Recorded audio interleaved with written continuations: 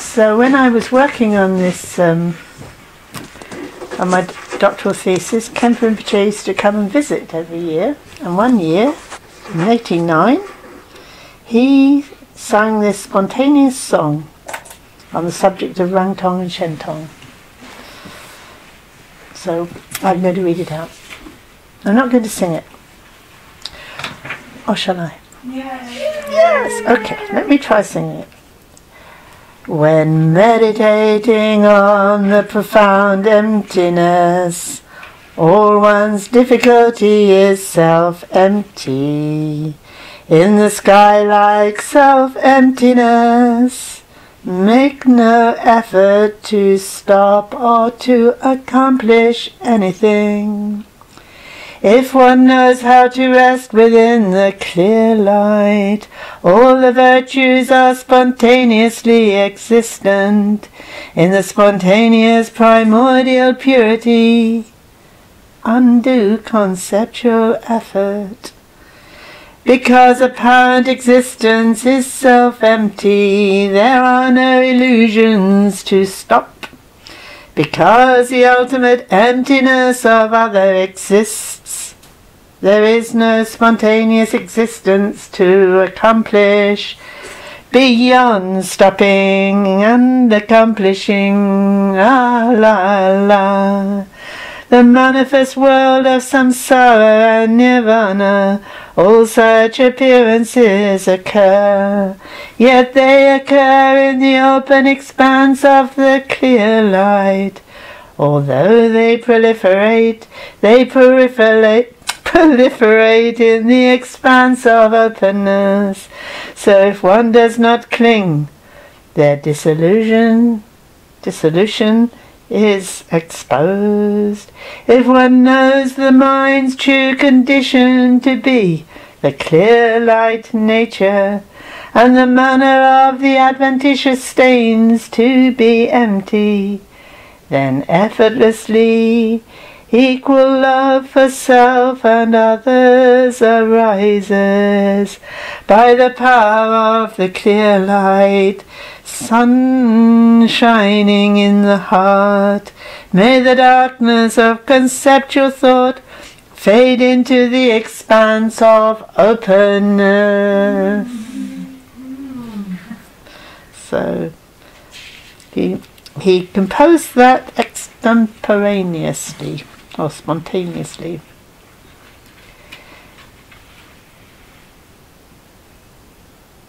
So I think it's clear that the message is that everything that's causing us difficulties and problems is empty in itself. It doesn't have any true existence, because what is true is this Prabhasvara Chitta, Prabhasvara light, Chitta heart, mind.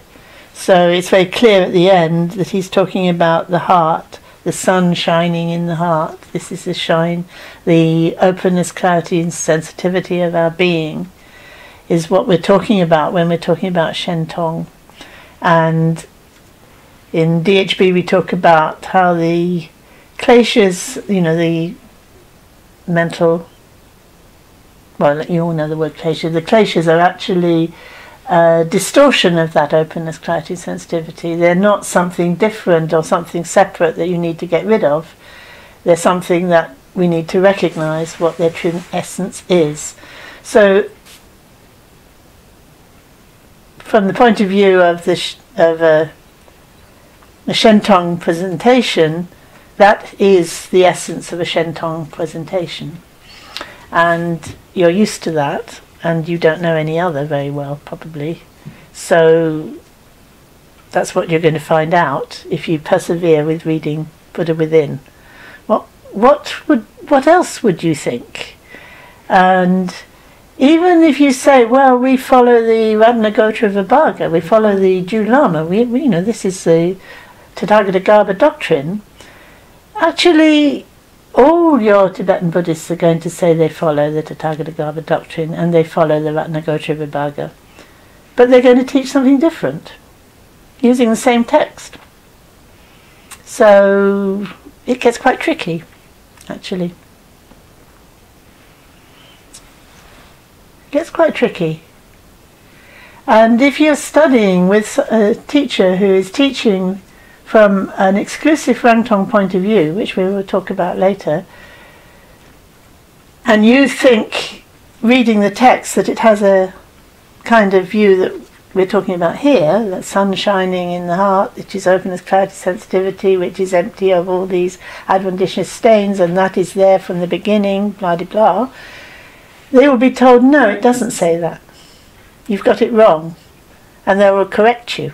And they will correct you for years and years on end. And out of respect for your teacher, you may actually think, oh, I really don't understand this. Because it seems, yeah, it's quite difficult to understand how you can interpret it in that way. So, and I have met various people who've studied with, it's usually Galupa teachers who teach they teach something like the Ratnagotra Vibhaga in a Rangtong kind of way. And when they read Buddha Within, it's sort of like a great revelation. Oh, I wasn't wrong when I read it and I thought it was saying the kind of thing we say it's saying. They kind of think, oh, I can, get rid of all these books that are telling me that that's wrong. Because, intuitively I feel this is giving me confidence in the path. So it's a real issue. It's not just something that scholars are arguing about. It does affect people's practice. Okay, so I won't go into this too much because actually it touches on all the issues that are going to come up throughout the rest of the text, and then you can look back at this and see how it applies, how this is actually, it's really telling you why it's important.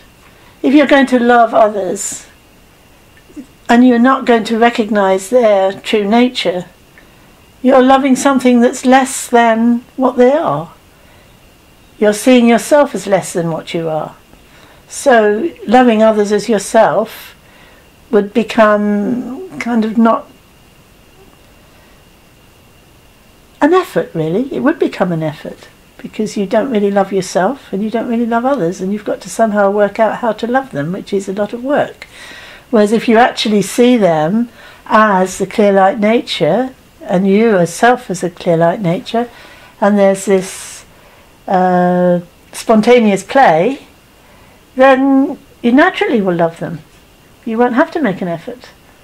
So it's tremendously important.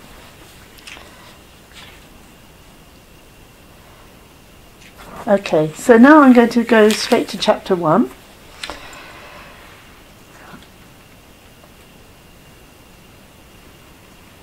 I don't think I can say it better than it is written here. At various times and places within the Buddhist tradition, intellectual understanding has gained ascendancy over the more intuitive or mystical understanding of the yogin meditator. So I'm coming straight from the meditator's point of view, right from the start. Although the scriptures abound with statements reaffirming the vital role of the faculty of faith in the process of realization and enlightenment, a strong body of thought within Buddhism places the intellectual faculty as supreme over faith, and actively denies even the existence of intuitive wisdom beyond the dualism of knower and known. This present work aims, through scriptural reference and argument, to pose a challenge to those Westerners who are in danger of adopting such a one-sided view of the Buddhist tradition. That's telling them, isn't it? And it is actually quite literally true that there are Galupa presentations which put faith lower than intellectual understanding. Whereas in all the Mahamudra texts and, from the very beginning, faith is not blind faith. Faith is that faculty that goes beyond intellectual grasping. That's how we're using faith. But obviously initial stages of faith, and the kind of faith that in a way gives Buddhism gives any religion a bad name, is blindly believing something just because you're told that's the case. But that's not what Shraddha as a faculty that we have really means. And Shraddha as what it really is, actually, it's good, isn't it? I can now say what it really is because I'm talking in the context of people who accept a Shentong view. Whereas, of course, if I was talking to my supervisor or my examiner or a Gelugpa audience, they wouldn't let me say that's what it really meant, because they'd say, no, it doesn't. So it's awkward, isn't it? You know, I can say, well, what it really means is that faculty to open to the truth without any conceptual intervention. But of course, if you're talking to people who don't accept that there is such a faculty, they're going to interpret that differently. So we can discuss that maybe at some point. So I'm really linking very strongly the meditator point of view and that faculty of faith, a Shraddha, and that has a lot to do with how we approach the Guru and transmission. It is like laying the foundations for an understanding of that. It is hoped that this present work will prove useful to both the general reader as well as the specialist in the field of religious studies, and particularly Buddhism. The subject matter raises issues of profound religious, philosophical and practical importance to the whole field of Buddhist studies. Accordingly, I have devoted the first section to clarifying these issues so that the reader may approach the next two sections with them fully in mind. These issues include the Buddhist doctrine of emptiness, the Buddha's wisdom mind, Buddha's qualities, faith and insight as means of apprehending absolute reality, the meaning of non-conceptuality, the meaning of Buddha nature, and so on. So that these are all teachings, doctrines, if you like, that are common to all the Tibetan Buddhist schools, and it's all based on Mahayana sutras. And yet, every single one of those topics is understood differently by the different schools. So emptiness is understood by the different schools. Wisdom mind is understood differently. Buddha's qualities are understood differently. What faith is understood differently. Insight, I'm not sure if that's, yeah, it must be different, mustn't it? Yeah, as means of apprehending absolute reality. And absolute reality itself is understood differently. The meaning of non-conceptuality is understood differently. And the meaning of Buddha nature is understood differently. So, it's a minefield. All these issues are discussed in the light of the fact that from earliest times the Buddha's doctrine of ultimate reality has been presented both in positive as well as in negative terms. On the positive side, the Buddha is described as eternal, non-conditioned, compassionate, all-knowing, and so forth. Having realized nirvana, which is eternal, non-conditioned, bliss, and so on. So on the negative side, the Buddha is described as having realized nirvana, which is the cessation of all that is conditioned, impermanent, suffering, and so on. So it's described in terms of what ceases, rather than what is revealed. He realizes this through ceasing to cling to conceptual creations, either positive or negative. So this is common to all the schools. They would all agree with that the Buddha did have these eternal, non-conditioned, compassionate, all-knowing. These are qualities of the Buddha. Yes, everybody agree. And also that their nirvana is a cessation of the conditionality, or all the dharmas that are conditioned and impermanent and suffering especially. So actually everybody agrees about that.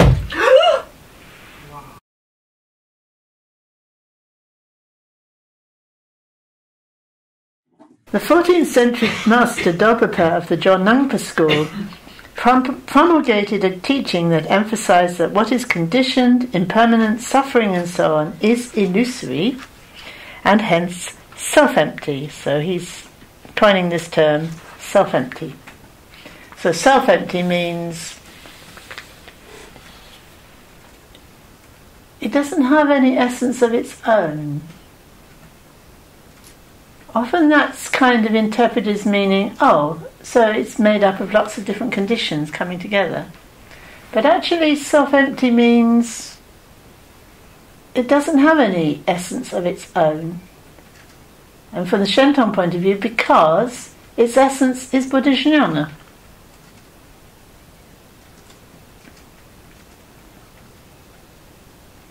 So it's really important to bear that in mind. It doesn't have its own essence. Its essence is Buddha-jnana. What is non-conditioned, permanent, bliss, and so on, is reality. That's another name for Buddha-jnana. And this reality, which you could call this ultimate reality, is empty, and is referred to as emptiness, but in the sense that the ignorant mind that clings to conceptual creations can find nothing to grasp onto or understand. So it's like when you try to find the true nature of any conditioned thing. Gex again, yeah. You find it's conceptually created, constructed, and behind that conceptual construction, the conceptual mind cannot find anything. So it's empty. You know, you look for a rainbow and you look for the rainbow, you try to pin it down, you try to say where it is and what it is, and you don't find anything. Your dream is the same. You don't find anything. It doesn't have any nature of its own, because it is actually the nature of the mind itself. So, which is referred to as Buddha-jnana in the Shenton system. Since conceptual creations are illusory and unreal, ultimate reality can be described as empty of them. In other words, it's empty of what is other than itself. So it is called empty, but like in the Heart Sutra, form is emptiness. Emptiness is form. Form is no other than emptiness. Emptiness no other than form. There is no form that is different from reality. And that reality is called emptiness. But it isn't different from what's manifesting in the emptiness. They're not separate or different from it. And they manifest on the basis of their having this common essence, which is the Buddha-jnana. In Tibetan, the term for this is Shenton, literally emptiness of other, or what is other than itself. It's empty of anything other than itself. In other words, you can't get outside of it. So therefore, you can't find anything. That mind that's trying to find something doesn't find anything, because it's also it. Anyway, you don't need those explanations right now, because we're just going to stick to the text. The second section of the book gives some of the history and context of the various traditions that develop the implications of this Shenton nature of reality. Of prime importance here is the Tathagata doctrine of Buddha nature, which arose in India around the 3rd century AD, at almost the same time as the Prajnaparamita Sutras, which did arise over a long period of time. The relationship between Prajnaparamita and Tathagata, Buddha nature, doctrine, has been a central issue for the original Indian commentators and for Tibetan and other Mahayana commentators ever since.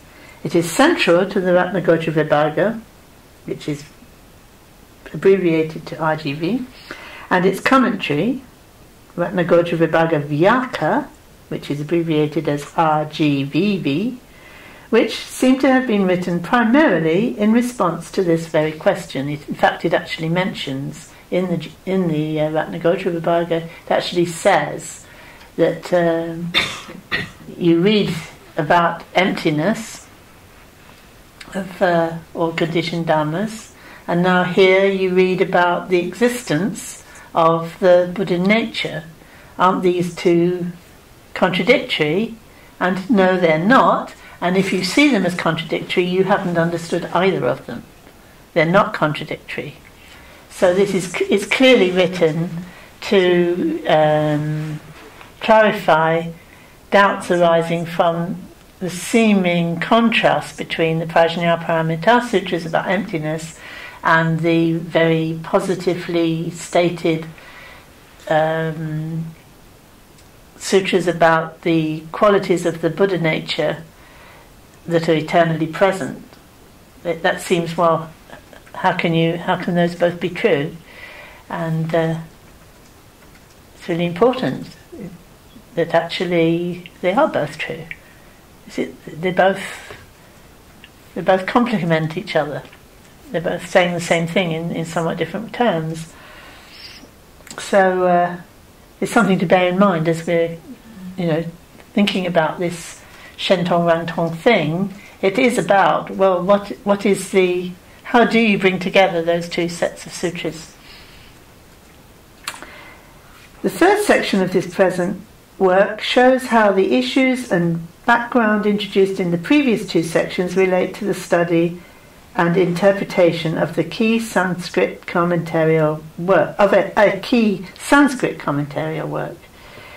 This work consists of the Ratnagotra Vibhaga and the Ratnavika Vibhaga Vyaka, which in future I should just call the Vyaka, which are known in the Tibetan tradition as the Mahayana Uttara Tantra Shastra. Yes, if you're talking to Tibetans and you say Ratnagotra Vibhaga, they might not know what you're talking about, but if you say Mahayana Uttara Tantra Shastra, they will, because they know that in Sanskrit.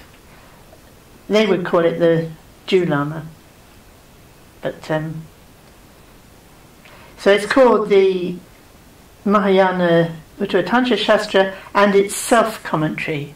That means they're assuming that the commentary that was found together with the text is by the same author as the text. So it's called the self-commentary.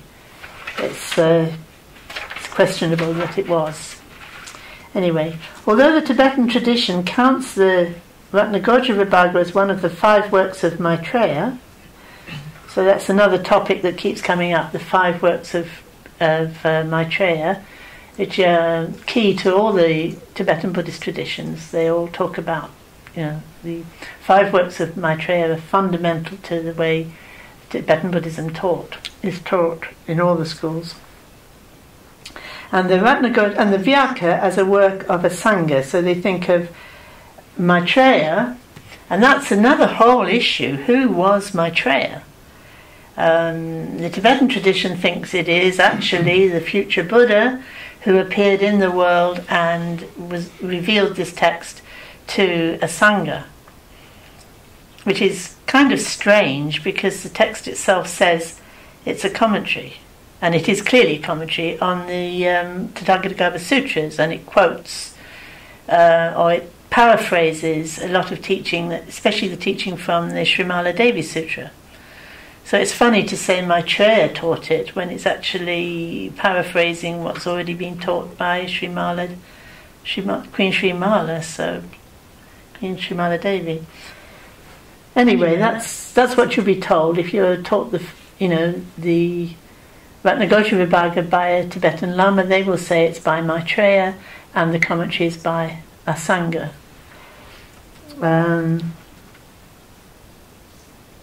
So Asanga was 5th century AD, but it's more likely that both are a composition by the 3rd century Indian writer Saramati, and that comes up later when I talk about the origins of the book. But I bring that up later. In the 3rd section, the Ratnagotra Vibhaga and the Vyaka are briefly paraphrased with a view to bringing out the particular features of a Shentong interpretation of Tathagatagarbha doctrine, following such Tibetan commentators as Dolpapa, that's 13th, 14th century, the Kagyu Lamas Rangjun Dorji, who's also 13th, 14th century, they were contemporaries, Mikya Dorji, that's 8th Karmapa, that's 15th century, and Jamgon Kongtrul, 19th to 20th century. And contemporary Kagyu Nyingma Lamas such as Khenpo Sutin Gyamso Rinpoche, Gendon Rinpoche, and Trangpa Rinpoche. So I do paraphrase it so that you can get an overview of the whole text, which is a bit shorter than trying to read the whole text. And I'm paraphrasing it as if it were written from a Shentong point of view, so that you can see how easily it reads from a Shentong point of view, but with some discussion as I go along about how other non-Shentongpas deal with the same passages, just to give you a sense of how it would read if you assumed it was a Shentong point of view, and the sticking points of a non-Shentongpa would argue, and how they would argue. So the essential feature of a Shentong interpretation of Tathagatagarbha doctrine is that the Buddha is literally within all beings, as their unchanging, permanent, non-conditioned nature. So that's familiar, you're all familiar with that kind of presentation. Shentongpas explain scriptural statements that the Buddha is present as a seed, which is often written, that the Buddha nature is a seed. And you often find lamas will explain it as a seed. When students sort of say, well, how can we already be Buddha? Clearly I'm not. And then the lama is very likely to say, yes, but you have the seed of it. And then people think, oh, that's nice. Yes, okay, I can accept that I have a seed and that it will grow. So it's a nice image of a seed growing. But it does imply that Buddha nature is conditioned and changes. So although it's a nice image and has it's used in the Ratnagotra Vibhaga itself, it is used by anti-Shentongpas, if you like, as an argument for saying it's not that the Buddha nature is present, it's the seed of the Buddha nature that's present. And they really take this as being a very important argument against the Shentong view. Whereas from our point of view, it's a nice metaphor, but it's of limited use, because if you then take it to mean that Buddha nature is conditioned, you've been misled by the metaphor. No metaphor is going to match on all aspects. But so they say that calling it a seed is figurative only, because the Buddha is by all accounts considered to be non-conditioned, eternal, unchanging, bliss, compassion, wisdom, power, and so on. So you may think now, if all accounts of Buddhist, the nature of the Buddha is that the Buddha is eternal and unchanging and unconditioned, how can you get around the fact that the Buddha nature is not like a seed? It's eternally present and is already present. Otherwise it would have to change, and then it would be conditioned. So how do these other commentators get around that? And they do. They write reams and reams and pages about how the Buddha is non-conditioned and eternal, but only in a certain way. And then they pick out ways in which he is eternal and unchanging, and ways in which he isn't. So, we might think we've got the knockdown argument, but we're not going to be, our opponents are not going to be walkover. We're going to fight back. For Shentongpas, the fact that Buddha is non-conditioned means the essence of Buddha is complete with all the Buddha qualities in a timeless sense. Now this is really outrageous from the Rangtong point of view. But at the same time, they can't really argue with it, to be honest. So, from the Shentong point of view, there is no question of them arising newly from a seed. But actually, Rangtong interpretation of Buddha nature might well go into trying to establish that the Buddha qualities do arise gradually, that they're not there from the very beginning, that doesn't make sense, which in a way, intuitively, we agree with, don't we? You know, I don't have Buddha qualities already, how can you say that?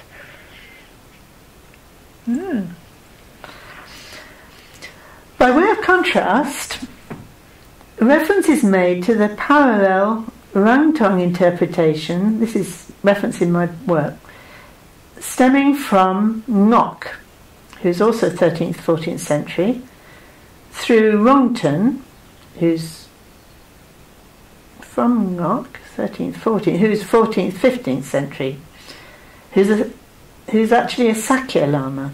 So this argument isn't only with Gelugpas, it's also with certain Sakyas, which is interesting because recently in Nepal, in Images of Enlightenment, Raju wanted me to come and debate with his friend, his learned friend, who was a Sakya, and who told Raju that Shentong was a heretical doctrine.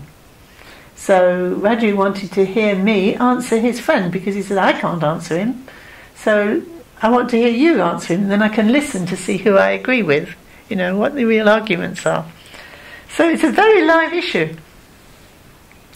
Both the Rangtong and the Shentong traditions of interpretation of Tathagata doctrine are thought to stem from Sajjana in Kashmir in the 11th century. That's very interesting, isn't it?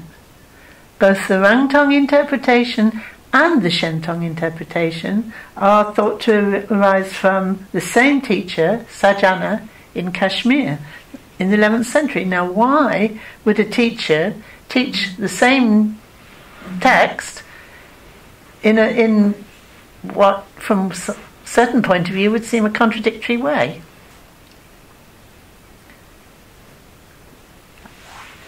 This is where I come up with this term exclusive Rangtongpas and non-exclusive Rangtongpas.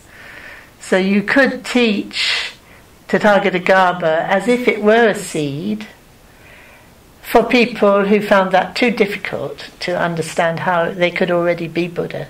They would just say, well, I don't have Buddha qualities, so how can you say I do? So you could say, well, it's like a seed. And then they have a little bit of faith in that, and gradually their understanding would deepen, but not particularly opposing a Shentong interpretation, but teaching in stages. That's what I would assume he was doing, and that's how I assume that the Ngok tradition explains Buddha nature. I do mention it in more detail, Rongten's interpretation. I didn't actually at the time have the Ngok commentary, but it would be very interesting to study the Ngok commentary to see whether it really does correspond to Rongten, and if actually it's, as I just suggested, that maybe it's an open-ended, what I call an open-ended Rangtong interpretation, meaning that it doesn't oppose a Shentong interpretation, but it doesn't present one either. But it leaves it open-ended so that as your understanding deepens, you would have cleared the ground, ready to have a Shentong interpretation, which is what I'm assuming is going on here with Sajjana. But I didn't do the research to prove it, so that's some research some of you might like to get involved in.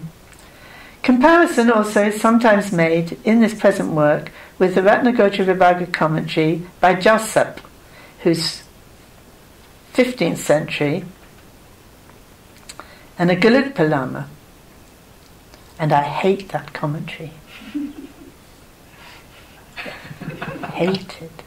Partly it was because it was a very bad copy that was very difficult to read, but also every line, every little phrase of the Jew Lama, the Ratnagotra Vibhaga, would have pages and pages of explanation quoting Chandrakirti of all people. And my supervisor used to quote Chandrakirti to me whenever I was trying to put forward the Shenton point of view, which is quite tiresome, really, because it's like you're so full of Chandrakirti that when you read the Ratnagotra Vibhaga, you don't even consider what it might be saying other than what Chandrakirti is saying. And that makes it very hard going, I can tell you. It's quite hard work, because Tibetan is hard enough to understand anyway. And then you've got somebody doing that with it. And I had to study it because my examiner, I knew he would be my examiner probably, was David Seyfort Ruich. Very, very learned, and he's based all his understanding of Tathagata on Jalsab's commentary. And it's called the Datik. And when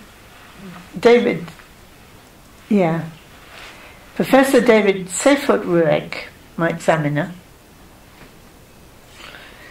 who has written more on the subject of Tathagata and related subjects than any other Western academic, certainly at that time, bases his explanations of the Ratnagotra Vibhaga for the most part on the Datik, this text that I hate.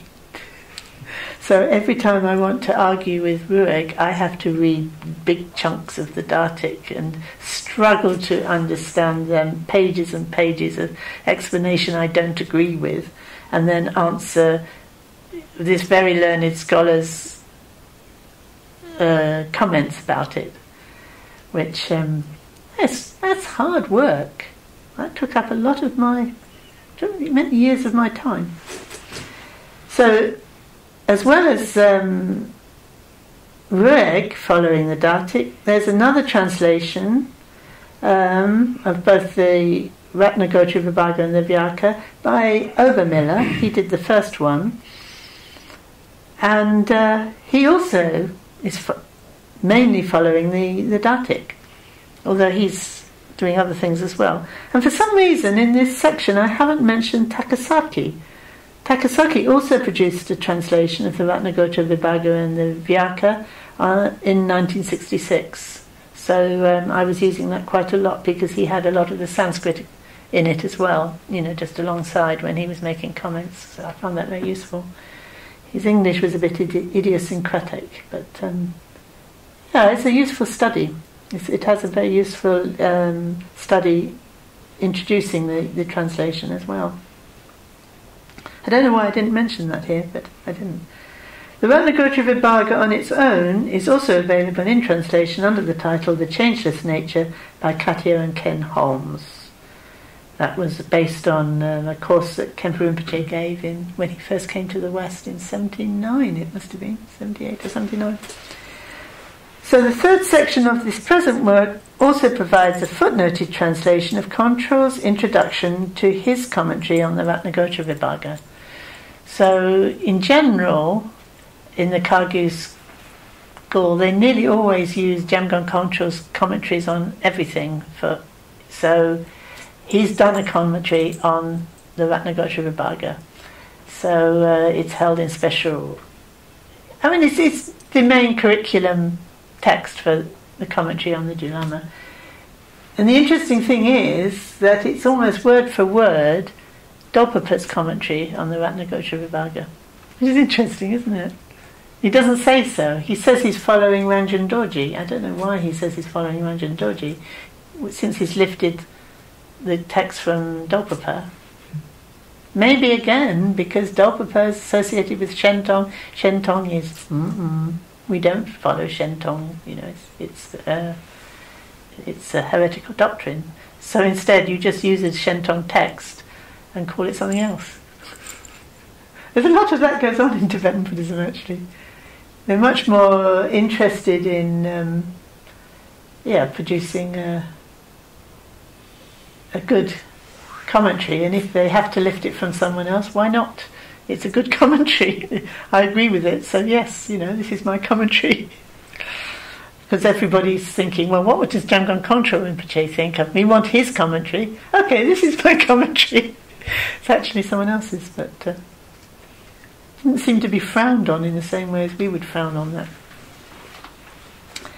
Anyway, the distinction, so further comments, the distinction between, I've reached, do you want to stop here? Because it's 6:10. Shall I just finish it? Yeah. Okay. Well, I have actually arrived at a sort of ending place, so maybe I will stop there. And then you can, it goes on to further comments, which is then quite long, so that would probably take the same time again. But perhaps just read the Dolpapa's prayer to finish. The omniscient Dolpapa's prayer. There were the three omnisciences in the 14th century. Is it 14th century? There was Dolpapa, Ranjan Dorji, and Lama Shenpen. Yeah, so they're more or less contemporaries, almost. And they were called the three Kunchens. And Kunchen literally means knowing everything, which is omniscient, isn't it? Yeah. Oh, may it be accomplished. Shall I sing it again? Yes.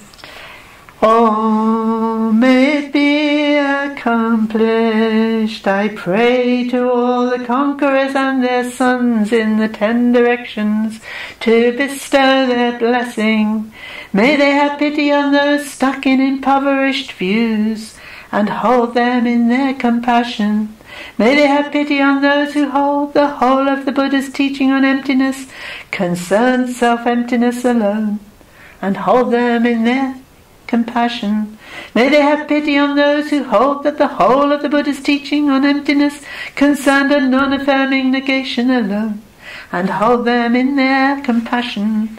May they have pity on those who hold that the whole of the Buddha's teaching on emptiness concerned mere nothingness alone, and hold them in their compassion.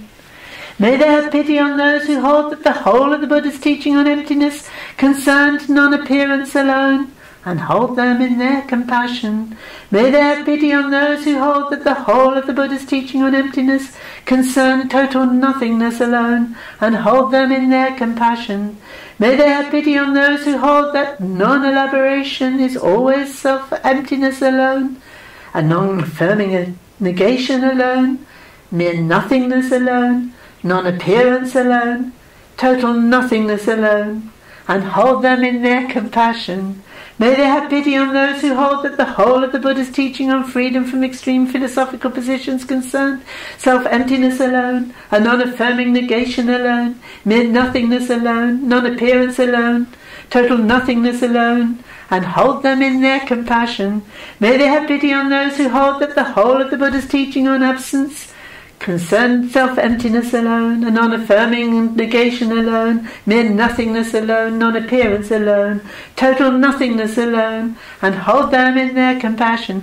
May they have pity on those who hold that the whole of the Buddha's teaching on openness concerned self-emptiness alone, a non-affirming negation alone, non-appearance alone, total nothingness alone, and hold them in their compassion. The intended meaning of the whole of the Buddha's teaching on emptiness always being the most profound true nature is the place of emptiness, or the base of emptiness. The intended meaning of the whole of the Buddha's teaching on freedom is that freedom is a place of freedom, or base of freedom. The intended meaning of the whole of the Buddha's teaching on absence is the place of absence, or the base of absence. The intended meaning of the whole of the Buddha's teaching on openness is the open place, or the open basis.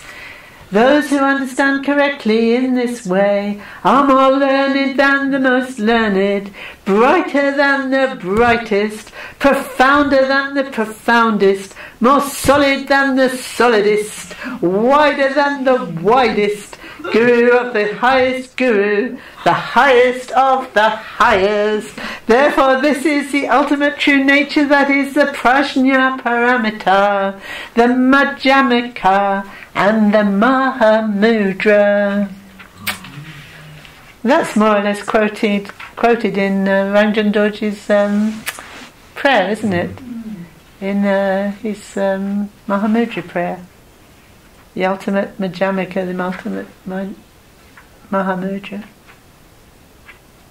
Was it Prajnaparamita? No. No, Dzogchen, Mahamudra and Great Madhyama. That's it, yeah. Yeah, so it's not quite. But it was obviously a huge issue at that time, wasn't it? He's really kind of praying, really, for the Dharma, the true Dharma to come through, and those people who've got stuck in these very negative views, that, please, bless them, so that open them up so that they can really hear the true Dharma. So quite impassioned.